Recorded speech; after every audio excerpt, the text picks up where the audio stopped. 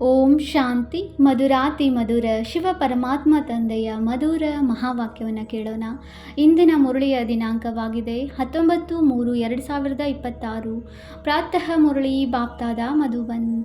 ಮಧುರ ಮಕ್ಕಳೇ, ಹೇಗೆ ಬಾಪ್ತಾದ ಇಬ್ಬರು ನಿರಹಂಕಾರಿಯಾಗಿದ್ದಾರೆ, ದೇಹಿ ಅಭಿಮಾನಿಯಾಗಿದ್ದಾರೆ, ಹಾಗೆಯೇ ಫಾಲೋ ಫಾದರ್ ಮಾಡಿ ಆಗ ಸದಾ ಉನ್ನತಿಯಾಗುತ್ತಾ ಇರುವುದು. ಪ್ರಶ್ನೆಯಾಗಿದೆ, ಶ್ರೇಷ್ಠ ಪದವಿಯ ಪ್ರಾಪ್ತಿಗಾಗಿ ಯಾವ ಎಚ್ಚರಿಕೆಯನ್ನು ಇಡುವುದು ಅತ್ಯವಶ್ಯಕವಾಗಿದೆ? ಉತ್ತರ, ಪಾಯಿಂಟ್ ನಂಬರ್ 1, ಶ್ರೇಷ್ಠ ಪದವಿಯನ್ನು ಪಡೆಯಬೇಕೆಂದರೆ ಎಚ್ಚರಿಕೆ ಇರಲಿ. ಮನಸ್ಸಿನಿಂದಲೂ ಯಾರಿಗೂ ನನ್ನ ಮೂಲಕ ದುಃಖ ಸಿಗಬಾರದು. ಪಾಯಿಂಟ್ ನಂಬರ್ 2, ಯಾವುದೇ ಪರಿಸ್ಥಿತಿಯಲ್ಲಿ ಕ್ರೋಧ ಬರಬಾರದು. ಪಾಯಿಂಟ್ ನಂಬರ್ 3, ತಂದೆಯ ಮಕ್ಕಳಾಗಿಯೂ ತಂದೆಯ ಕಾರ್ಯದಲ್ಲಿ ಈ ರುದ್ರ ಯಜ್ಞದಲ್ಲಿ ವಿಘ್ನ ರೂಪವಾಗಬಾರದು.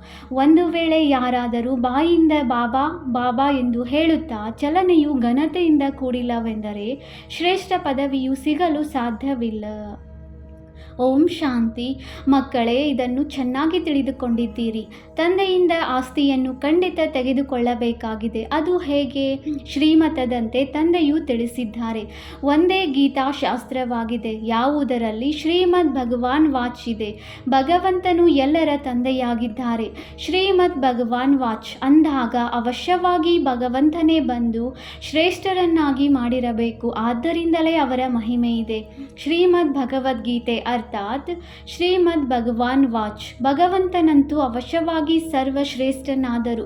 ಶ್ರೀಮತವೂ ಸಹ ಅದೊಂದೇ ಶಾಸ್ತ್ರದಲ್ಲಿ ಗಾಯನವಿದೆ. ಮತ್ಯಾವುದೇ ಶಾಸ್ತ್ರದಲ್ಲಿ ಶ್ರೀಮದ್ ಭಗವಾನ್ ವಾಚವಿಲ್ಲ. ಶ್ರೀಮತವು ಯಾರದಾಗಿರಬೇಕು ಎಂಬುದನ್ನು ಬರೆಯುವವರು ಸಹ ತಿಳಿದುಕೊಂಡಿರುವುದಿಲ್ಲ. ಅದರಲ್ಲಿ ಏಕೆ ತಪ್ಪಾಗಿದೆ ಅದನ್ನು ಸಹ ತಂದೆಯು ಬಂದು ತಿಳಿಸುತ್ತಾರೆ. ರಾವಣ ರಾಜ್ಯವು ಆರಂಭವಾಗುವುದರಿಂದಲೇ ರಾವಣನ ಮತದಂತೆ ನಡೆಯತೊಡಗುತ್ತಾರೆ. ಮೊದಲು ಬಹಳ ಕಠಿಣವಾದ ತಪ್ಪನ್ನು ಈ ರಾವಣ ಮತದವರೇ ಮಾಡಿದ್ದಾರೆ. ರಾವಣನ ಪೆಟ್ಟು ಬೀಳುತ್ತದೆ. ಹೇಗೆ ಶಂಕರನು ಪ್ರೇರಕನಾಗಿದ್ದಾನೆ, ಬಾಂಬು ಇತ್ಯಾದಿಗಳನ್ನು ಮಾಡಿಸಿದ್ದಾನೆ ಎಂದು ಹೇಳಲಾಗುತ್ತದೆಯೋ ಹಾಗೆಯೇ ಪಂಚವಿಕಾರರೂಪಿ ರಾವಣನು ಮನುಷ್ಯರನ್ನು ಪತಿತರನ್ನಾಗಿ ಮಾಡಲು ಪ್ರೇರಕನಾಗಿದ್ದಾನೆ.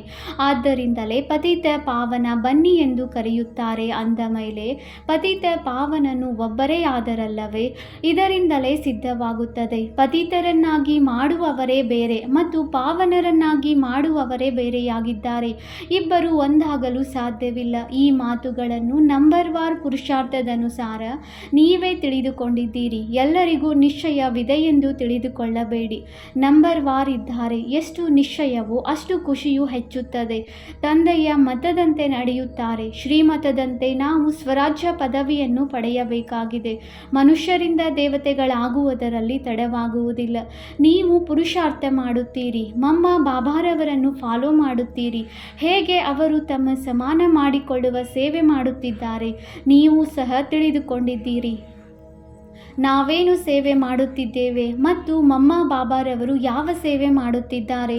ಶಿವ ತಂದೆ ಮತ್ತು ಬ್ರಹ್ಮ ದಾದಾ ಇಬ್ಬರು ಒಟ್ಟಿಗೆ ಇದ್ದಾರೆ ಅಂದಾಗ ತಿಳಿದುಕೊಳ್ಳಬೇಕು.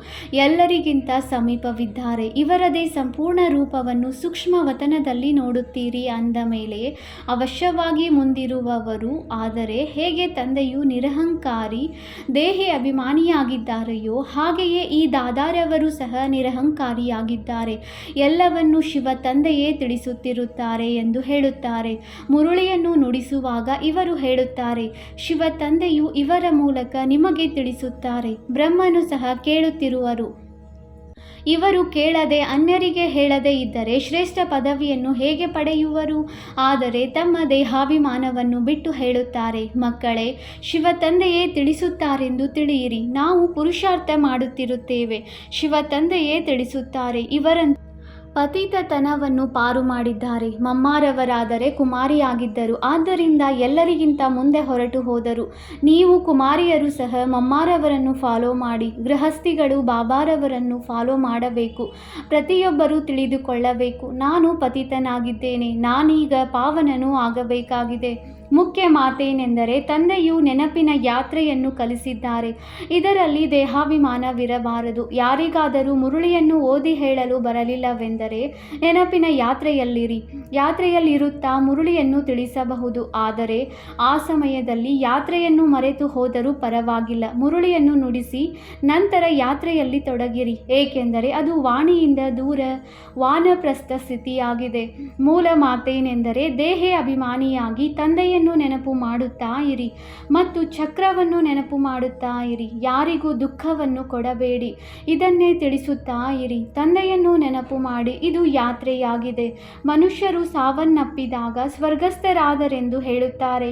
ಅಜ್ಞಾನ ಕಾಲದಲ್ಲಿ ಯಾರೂ ಸ್ವರ್ಗವನ್ನು ನೆನಪು ಮಾಡಿಕೊಳ್ಳುವುದಿಲ್ಲ. ಸ್ವರ್ಗವನ್ನು ನೆನಪು ಮಾಡುವುದು ಎಂದರೆ ಇಲ್ಲಿಂದ ಸಾಯುವುದು. ಈ ರೀತಿಯಂತೂ ಯಾರೂ ನೆನಪು ಮಾಡುವುದಿಲ್ಲ. ಈಗ ನೀವು ಮಕ್ಕಳು ತಿಳಿದುಕೊಂಡಿದ್ದೀರಿ. ನಾವು ಹಿಂತಿರುಗಿ ಹೋಗಬೇಕಾಗಿದೆ. ತಂದೆಯು ತಿಳಿಸುತ್ತಾರೆ, ಎಷ್ಟು ನೀವು ನೆನಪು ಮಾಡುತ್ತೀರೋ ಅಷ್ಟು ಖುಷಿಯ ನಶೆ ಏರುವುದು, ಆಸ್ತಿಯ ನೆನಪಿರುವುದು. ತಂದೆಯನ್ನು ಎಷ್ಟು ನೆನಪು ಮಾಡುತ್ತೀರೋ ಅಷ್ಟೇ ಹರ್ಷಿತರಾಗಿರುತ್ತೀರಿ. ತಂದೆಯನ್ನು ನೆನಪು ಮಾಡದಿದ್ದರೆ ತಬ್ಬಿಬ್ಬಾಗುತ್ತಾರೆ, ಗುಟುಕರಿಸುತ್ತಿರುತ್ತಾರೆ. ನೀವು ಅಷ್ಟೊಂದು ಸಮಯ ನೆನಪು ಮಾಡಲು ಸಾಧ್ಯವಿಲ್ಲ. ತಂದೆಯು ಪ್ರಿಯತಮೆಯರ ಉದಾಹರಣೆಯನ್ನು ತಿಳಿಸುತ್ತಾರೆ. ಅವರು ಬಲೆ ಉದ್ಯೋಗ ವ್ಯವಹಾರಗಳನ್ನು ಮಾಡುತ್ತಾರೆ ಮತ್ತು ಇವರು ಬಲೆ ಚರಕವನ್ನು ತಿರುಗಿಸುತ್ತಿದ್ದರೂ ಸಹ ಅವರ ಸನ್ಮುಖದಲ್ಲಿ ಪ್ರಿಯತಮನು ಬಂದು ನಿಂತು ಬಿಡುತ್ತಾರೆ.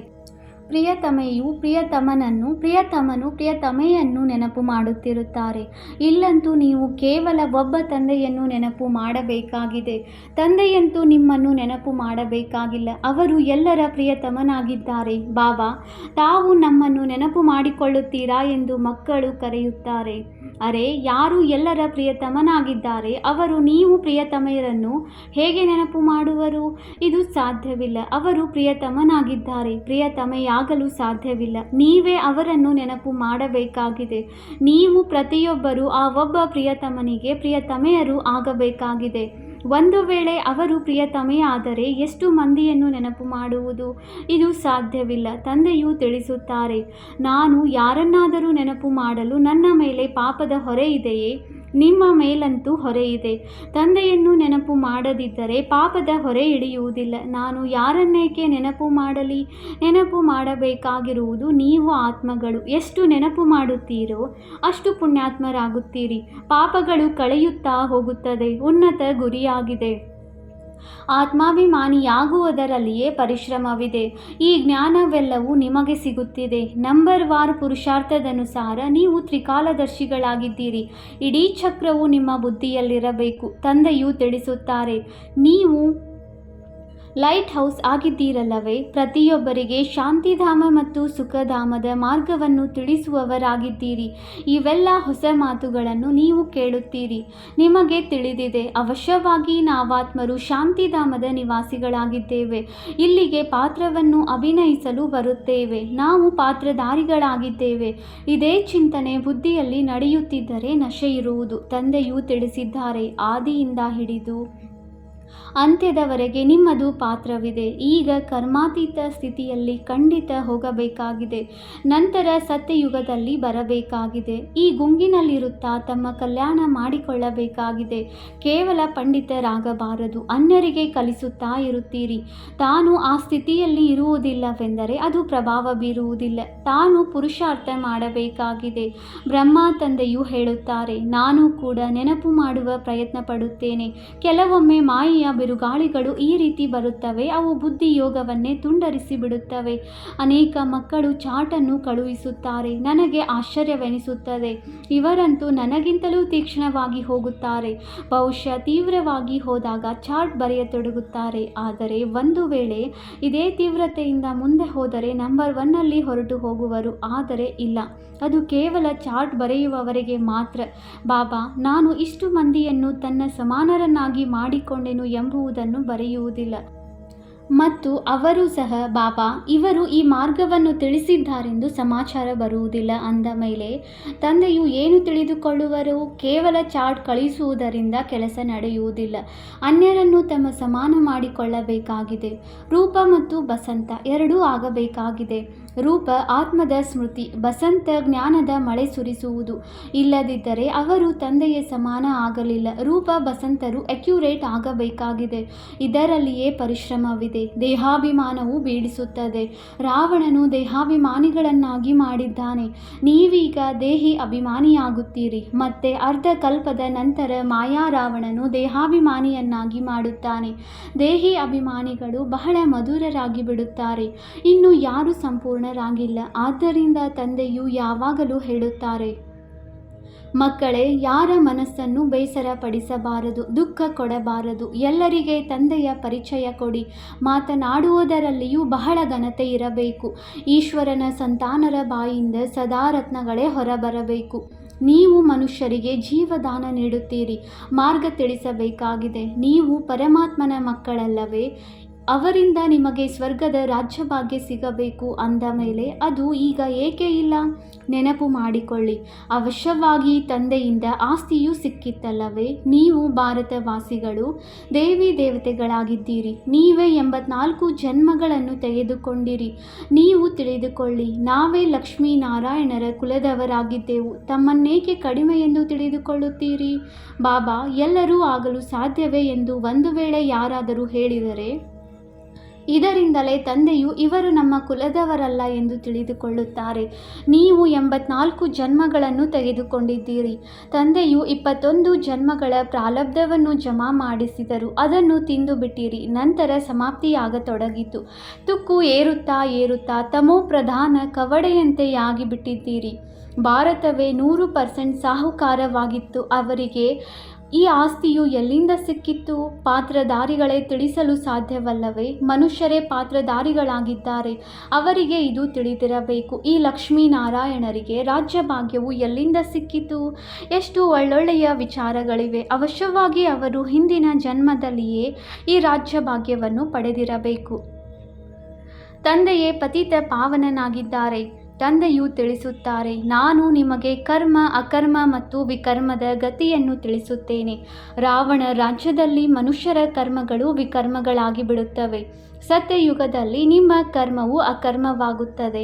ಅದು ದೈವಿ ಸೃಷ್ಟಿಯಾಗಿದೆ. ನಾನೇ ರಚಿಸುತ್ತೇನೆ ಅಂದ ಮೇಲೆ ಅವಶ್ಯವಾಗಿ ನಾನು ಸಂಗಮದಲ್ಲಿಯೇ ಬರಬೇಕಾಗುತ್ತದೆ. ಇದು ರಾವಣ ರಾಜ್ಯವಾಗಿದೆ. ಅದು ಈಶ್ವರಿಯ ರಾಜ್ಯವಾಗಿದೆ. ಈಶ್ವರನು ಈಗ ಸ್ಥಾಪನೆ ಮಾಡಿಸುತ್ತಿದ್ದಾರೆ. ನೀವೆಲ್ಲರೂ ಈಶ್ವರನ ಮಕ್ಕಳಾಗಿದ್ದೀರಿ. ನಿಮಗೆ ಆಸ್ತಿಯೂ ಸಿಗುತ್ತಿದೆ. ಭಾರತವಾಸಿಗಳೇ ಸಾಹುಕಾರರಾಗಿದ್ದೀರಿ.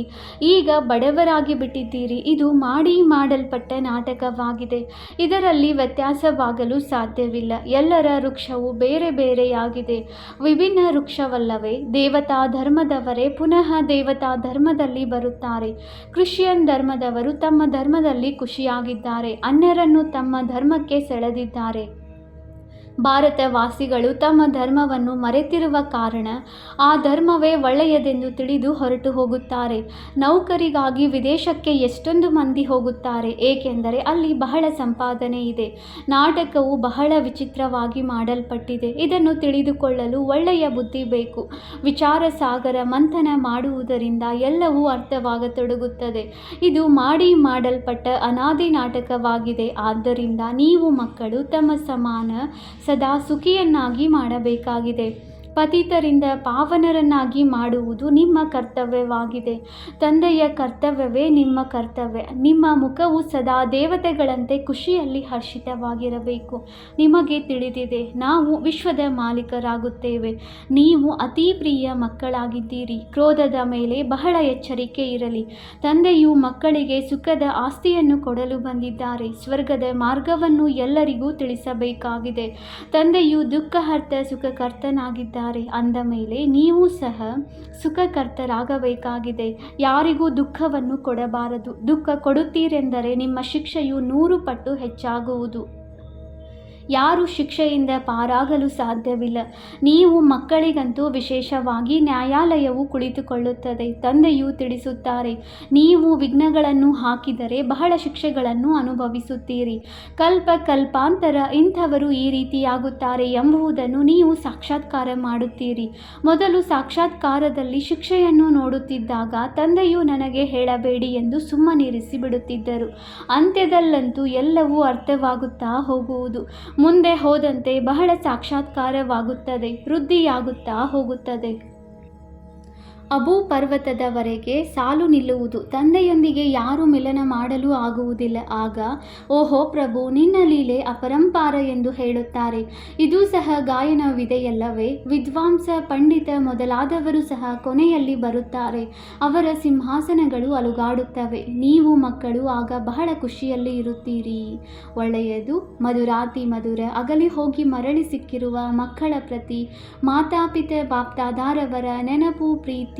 ಇಂತಹ ನೆನಪು, ಪ್ರೀತಿಯು ಒಂದೇ ಬಾರಿ ಸಿಗುತ್ತದೆ. ನೀವು ಎಷ್ಟು ನೆನಪು ಮಾಡುತ್ತೀರೋ ಅಷ್ಟು ಪ್ರೀತಿಯನ್ನು ಪಡೆಯುತ್ತೀರಿ. ವಿಕರ್ಮಗಳು ವಿನಾಶವಾಗುತ್ತವೆ ಮತ್ತು ಧಾರಣೆಯೂ ಆಗುತ್ತದೆ. ಮಕ್ಕಳಿಗೆ ಖುಷಿಯ ನಶೆ ಇರಬೇಕು. ಯಾರೇ ಬರಲಿ ಅವರಿಗೆ ಮಾರ್ಗವನ್ನು ತಿಳಿಸಬೇಕು. ಬೇಹದ್ದಿನ ಆಸ್ತಿಯನ್ನು ಬೇಹದ್ದಿನ ತಂದೆಯಿಂದ ಪಡೆಯಬೇಕಾಗಿದೆ. ಇದು ಕಡಿಮೆ ಮಾತೇನು. ಇಂತಹ ಪುರುಷಾರ್ಥ ಮಾಡಬೇಕು. ಒಳ್ಳೆಯದು. ಮಧುರಾತಿ ಮಧುರ ಅಗಲಿ ಹೋಗಿ ಮರಳಿ ಸಿಕ್ಕಿರುವ ಮಕ್ಕಳ ಪ್ರತಿ ಮಾತಾಪಿತ ಬಾಪ್ದಾದಾರವರ ನೆನಪು, ಪ್ರೀತಿ ಹಾಗೂ ಸುಪ್ರಭಾತ. ಆತ್ಮಿಕ ಮಕ್ಕಳಿಗೆ ಆತ್ಮಿಕ ತಂದೆಯ ನಮಸ್ತೆ. ನಾವು ಆತ್ಮಿಕ ಮಕ್ಕಳಿಂದ ಆತ್ಮಿಕ ತಂದೆಗೆ ನೆನಪು, ಪ್ರೀತಿ ಹಾಗೂ ನಮಸ್ತೆ ನಮಸ್ತೆ ನಮಸ್ತೆ. ಧಾರಣೆಗಾಗಿ ಮುಖ್ಯ ಸಾರ. Point number 1. ಮಾತು ಚಲನೆಯಲ್ಲಿ ಬಹಳ ರಾಯಲ್ ಆಗಬೇಕಾಗಿದೆ. ಮುಖದಿಂದ ಸದಾ ರತ್ನಗಳೇ ಹೊರಬರಬೇಕಾಗಿದೆ. ತಮ್ಮ ಸಮಾನ ಮಾಡಿಕೊಳ್ಳುವ ಸೇವೆ ಮಾಡಬೇಕಾಗಿದೆ. ಯಾರ ಮನಸ್ಸನ್ನು ಬೇಸರ ಪಡಿಸಬಾರದು. Point number 2. ಕ್ರೋಧದ ಮೇಲೆ ಬಹಳ ಎಚ್ಚರಿಕೆ ಇರಬೇಕಾಗಿದೆ. ಮುಖವು ಸದಾ ದೇವತೆಗಳಂತೆ ಹರ್ಷಿತವಾಗಿರಬೇಕು. ಸ್ವಯಂವನ್ನು ಜ್ಞಾನ ಯೋಗ ಬಲದಿಂದ ದೇವತೆಯನ್ನಾಗಿ ಮಾಡಿಕೊಳ್ಳಬೇಕಾಗಿದೆ. ವರದಾನ: ಶಕ್ತಿಶಾಲಿ ದರ್ಪಣದ ಮೂಲಕ ಸರ್ವರಿಗೂ ಸ್ವಯಂನ ಸಾಕ್ಷಾತ್ಕಾರ ಮಾಡಿಸುವಂತಹ ಸಾಕ್ಷಾತ್ಕಾರ ಮೂರ್ತಿ ಭವ. ಹೇಗೆ ದರ್ಪಣದ ಮುಂದೆ ಯಾರೇ ಹೋಗುತ್ತಾರೆ ಅವರಿಗೆ ಸ್ವಯಂನ ಸ್ಪಷ್ಟ ಸಾಕ್ಷಾತ್ಕಾರವೂ ಆಗಿಬಿಡುತ್ತದೆ. ಆದರೆ ದರ್ಪಣವೇನಾದರೂ ಶಕ್ತಿಶಾಲಿ ಆಗಿಲ್ಲದಿದ್ದರೆ ಸತ್ಯ ರೂಪಕ್ಕೆ ಬದಲಾಗಿ ಅನ್ಯ ರೂಪವು ಕಂಡುಬರುತ್ತದೆ. ಸಣ್ಣಗಿದ್ದರೆ ದಪ್ಪಗಿರುವಂತೆ ಕಾಣಿಸುತ್ತದೆ. ಆದ್ದರಿಂದ ತಾವು ಇಂತಹ ಶಕ್ತಿಶಾಲಿ ದರ್ಪಣವಾಗಿ ಬಿಡಿ. ಅದರಿಂದ ಸರ್ವರಿಗೂ ತನ್ನ ಸಾಕ್ಷಾತ್ಕಾರವನ್ನು ಮಾಡಿಸಲು ಸಾಧ್ಯವಾಗಲಿ. ಅರ್ಥಾತ್ ತಮ್ಮ ಮುಂದೆ ಬರುತ್ತಿದ್ದಂತೆಯೇ ದೇಹವನ್ನು ಮರೆತು ತನ್ನ ದೇಹಿ ರೂಪದಲ್ಲಿ ಸ್ಥಿತರಾಗಿ ಬಿಡಲಿ. ವಾಸ್ತವದಲ್ಲಿ ಇದೇ ಸೇವೆಯಾಗಿದೆ. ಇದರಿಂದಲೇ ಜೈ ಜೈಕಾರವಾಗುವುದು. ಸ್ಲೋಗನ್: ಶಿಕ್ಷಣಗಳನ್ನು ಸ್ವರೂಪದಲ್ಲಿ ಧಾರಣೆ ಮಾಡಿಕೊಳ್ಳುವವರೇ ಜ್ಞಾನ ಸ್ವರೂಪ, ಪ್ರೇಮ ಸ್ವರೂಪ ಆತ್ಮನಾಗಿದ್ದಾರೆ.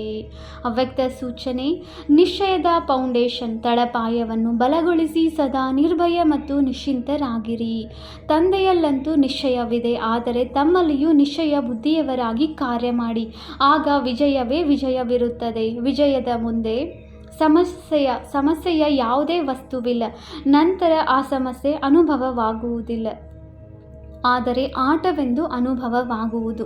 ಆಟವು ಖುಷಿಯಿಂದ ಆಡಲಾಗುತ್ತದೆ. ಯಾವುದೇ ಕಾರ್ಯ ಸಹಜವಾಗುತ್ತದೆ ಎಂದರೆ ಹೇಳಲಾಗುವುದು, ಇದಂತೂ ಎಡಗೈನ ಆಟವಾಗಿದೆ, ಅರ್ಥಾತ್ ಸಹಜವಾಗಿದೆ. ಇದೊಂದು ಬುದ್ಧಿಯ ಆಟವಾಗಿ ಬಿಡುವುದು. ಆಟದಲ್ಲಿ ಹೆದರುವುದಿಲ್ಲ. ಓಂ ಶಾಂತಿ.